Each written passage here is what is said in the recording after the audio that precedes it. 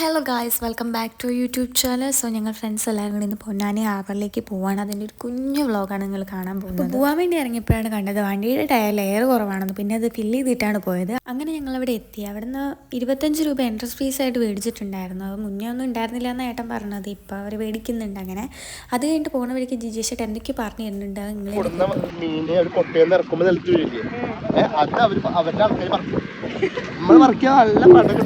കള്ളാണോ ദൈവത്തിനും അറിയാം, അവർക്കും അറിയാം. പോകുന്ന വഴിക്കേണ്ട കുറച്ച് ചേട്ടന്മാർ വല എന്തൊക്കെയോ ചെയ്യുന്നുണ്ടായിരുന്നു. എനിക്കത് എന്താണെന്നൊന്നും പറഞ്ഞു തരാൻ അറിയില്ല ഗൈസ്. പിന്നെ അവിടെ കുറേ ബോട്ടുകൾ ഇങ്ങനെ നിർത്തിയിട്ടിട്ടുണ്ടായിരുന്നു. ഒക്കെ കാണുമ്പോൾ ഏതോ ഒരു ഫിലിമിലെ സീനാണ് ഓർമ്മ വന്നത്. എനിക്ക് ബോട്ട് കയറണമെന്നൊക്കെ ഉണ്ടായിരുന്നു. ഭാഗ്യത്തിന് അവിടെ ചെന്നപ്പോൾ അപ്പുറത്തെ കടവിലേക്ക് പോകാൻ ബോട്ടുണ്ടായിരുന്നു. ഞങ്ങൾ എല്ലാവരും കൂടെ പിന്നെ അതിൽ കയറി ഒന്നും നോക്കിയില്ല. ഒരാൾക്ക് 20 രൂപയാണ് വൺ സൈഡ് റേറ്റ് വന്നത്. പിന്നെ അവിടെ ഇരുന്ന് കുറേ ഫോട്ടോസൊക്കെ അങ്ങോട്ടും ഇങ്ങോട്ടും ഒക്കെ എടുത്തു. അപ്പോഴാണ് കണ്ടത് വേറൊരു ബോട്ടിൽ കുറേ ചേട്ടന്മാർ മീൻ പിടിക്കാനാണെന്ന് തോന്നുന്നു പോകുന്നത് കണ്ടു. നല്ല രസമുണ്ടായിരുന്നു കേട്ടോ. അങ്ങനെ ബോട്ടിൽ ഇങ്ങനെ ഇരുന്ന് കാഴ്ചകളൊക്കെ കണ്ടിരിക്കാൻ ആദ്യമൊക്കെ നല്ല സുഖം ഉണ്ടായിരുന്നു. പിന്നെ കുറച്ചങ്ങോട്ട് പോയപ്പോൾ തിരമാലകളുടെ ആ ഒരു ഓളം ഒന്ന് കൂടി കൂടി വരുന്നുണ്ടായിരുന്നു. അപ്പോൾ ചെറുതായിട്ടൊന്ന് ടെൻഷനായി. പിന്നെ കുഴപ്പമൊന്നുമില്ല.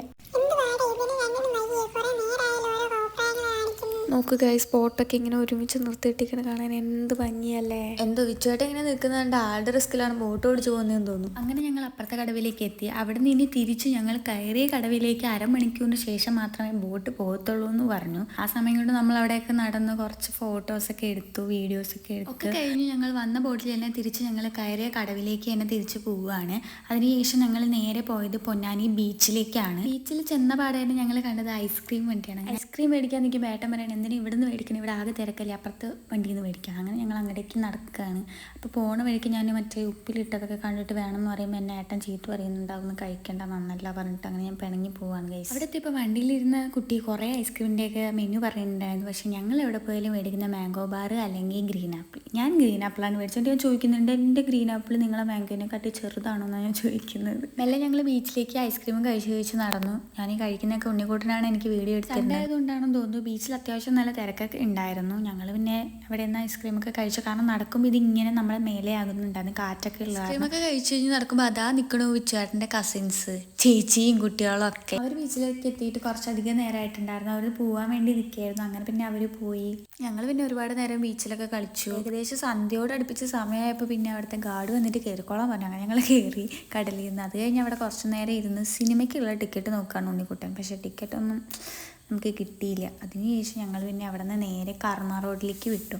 ഈ പോകുന്ന വഴിയാണ് കർമ്മ റോഡിലേക്കുള്ളത്. പൊന്നാനി ബീച്ചിൽ നിന്ന് പോകുമ്പോഴുള്ള വ്യൂ ആണ്. ഞാൻ ഫസ്റ്റ് ടൈമാണ് ഈ കർമ്മ റോഡിലേക്ക് പോകുന്നത്. അപ്പോൾ എൻ്റെ എക്സ്പെക്റ്റേഷൻസ് ഒക്കെ വേറെ എന്തൊക്കെയായിരുന്നു. നൈറ്റ് വൈബ് അടിച്ചിരിക്കാനൊക്കെ കർമ്മ റോഡ് പൊള്ളിയാണ് കേട്ടോ. ഒരു സൈഡ് ഫുള്ള് നിറയെ കടകളാണ്. പിന്നെ അപ്പുറത്തെ സൈഡ് കായലാന്ന് തോന്നുന്നു. അതാ നിൽക്കണു. പിന്നെയും കസിൻസ് അവർ ഹൗസ് ബോട്ടിൽ ഉണ്ടായിരുന്നു. കുറച്ച് നേരം വണ്ടി സൈഡാക്കി അവിടെയൊക്കെ ഇരുന്നു കറങ്ങി കുറച്ച് വർത്താനമൊക്കെ പറഞ്ഞ് അങ്ങോട്ട് ഒരു ട്രോളി. അത് കഴിഞ്ഞപ്പോൾ ഞങ്ങൾക്ക് എല്ലാവർക്കും നല്ല വിശന്നു. അവിടെ നിന്ന് നേരെ വിട്ടു എടപ്പാൾ നെഹദി കുഴിമന്തി. അടിപൊളി ഫുഡായിട്ട് ഇവിടെ ഒന്നും പറയാം. പക്ഷെ അവിടെ ചെന്നാൽ കുറേ നേരം വെയിറ്റ് ചെയ്യണം. ഞങ്ങൾ അത് ടെൻഷനായിട്ടാണ് പോയത്, വെയിറ്റ് ചെയ്യേണ്ടി വരുന്നു. പക്ഷേ എന്തോ ലക്ക് ഞങ്ങൾക്ക് ചെന്ന പാടേനെ കയറാൻ പറ്റി. വേഗം തന്നെ കൈ കഴുകി കിട്ടിയ സീറ്റിൽ കയറി ഇരുന്നിട്ട് ഓർഡർ അങ്ങോട്ട് കൊടുത്തു.